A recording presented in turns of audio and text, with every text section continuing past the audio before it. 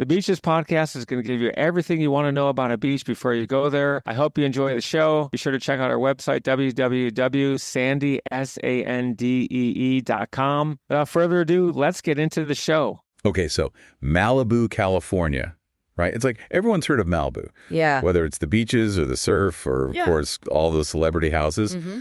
But today, we're going to take you, the listener, beyond the surface. Right. And really get into, like, what is it that makes Malibu so special? Absolutely. And we have a great source today that really digs deep into travel and some of the history, too, of Malibu. Yeah, and one thing that's really interesting about Malibu is it's kind of like a lot of things all at once. Oh, interesting. So you have, like, obviously natural beauty. Right. But you also have a lot of history. Oh, okay. And then also, this cultural significance with the surf culture and Hollywood. Okay, so, like, when you say history, what do you mean? Give me an example. Well, you have, like, the Chumash Native Americans. They were the first people there. Oh, wow. And you can still see some of their legacy in places like the Adamson House and Malibu Lagoon Museum. Wow. And then, later on, you had the Spanish Rancho era and then, like, agriculture. So it's like all these different layers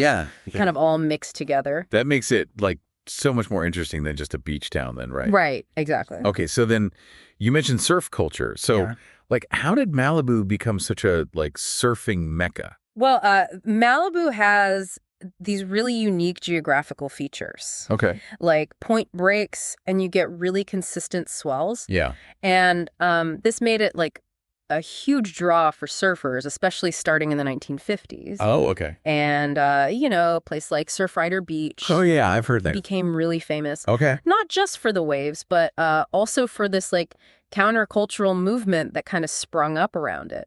Interesting. You can even say that modern surfing, like how we know it today, it kind of started there. Oh, wow. With figures like Miki Dora. Yeah, I've heard that name. Yeah, who, he rejected the whole, like, commercialization of surfing. And he really embodied that free-spirited, kind of rebellious approach. Makes sense. And that still resonates with a lot of surfers today. Oh, yeah, I can totally see that. Yeah. So, okay, then, so you've got the surfing, you've got the beautiful beaches, you've got, this history. Yeah. No wonder it attracts celebrities. Yeah, absolutely. Like, especially back in the golden age of Hollywood. Right. That idea of, like, escaping and privacy, it makes perfect sense. Exactly. So, okay, but, Malibu's not all, like, $1 million mansions, right? Oh, no, not at all. Like, what about some of those hidden gems, like our source mentioned? Oh, yeah, there's so many. Okay, give me some examples. Like, the coastline is super diverse. Yeah. So you've got, there's famous beaches, but then you've also got hidden coves, like El Matador State Beach, which has these crazy rock formations. Oh, cool. And even sea caves. Wow.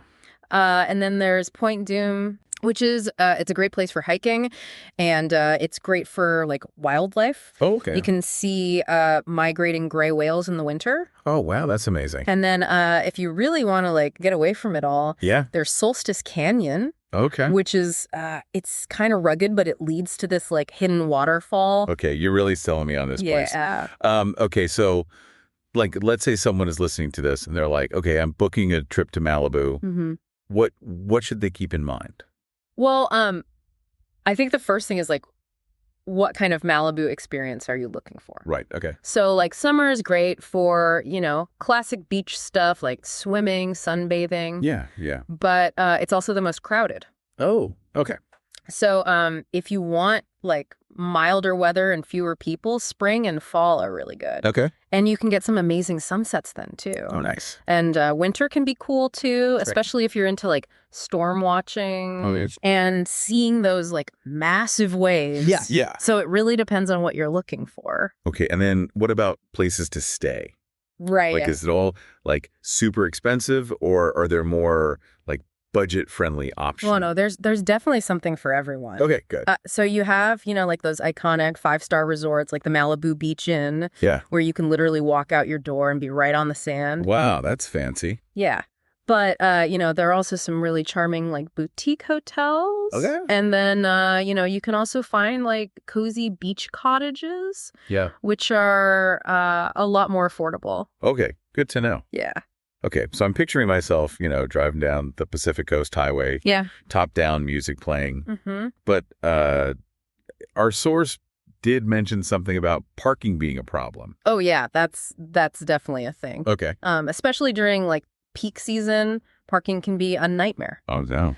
You can take public transportation, but having a car definitely gives you a lot more freedom Yeah. to like explore and find those hidden spots. Right. So, yeah, something to keep in mind. Okay, so it sounds like Malibu is this place where, you want to enjoy it, Right. but you also want to be careful not to, like, ruin it. Exactly. Right. Yeah, like there's definitely challenges when it comes to protecting the environment there. Yeah. Like you've got development pressures and coastal erosion and, climate change is a factor. Yeah, of course. But what's really cool is that a lot of the residents are super involved in conservation. Oh, that's good. So, like, they do beach cleanups and they advocate for responsible development. Good. Yeah, so they're really trying to, like, find that balance. Yeah, that makes sense. It's such a special place. Exactly. Like, you can't help but want to protect it. Mm-hmm. Okay, so for our listener, now that, we've got them dreaming of a Malibu vacation, Yeah. what's, like, one key takeaway?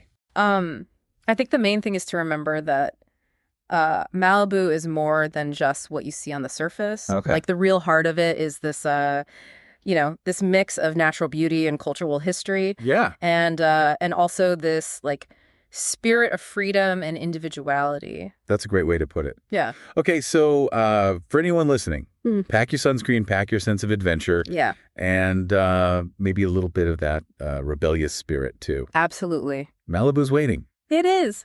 Thanks for listening to the show, and be sure to tune in next week for your favorite episode about some of the best beaches and beach information in the world.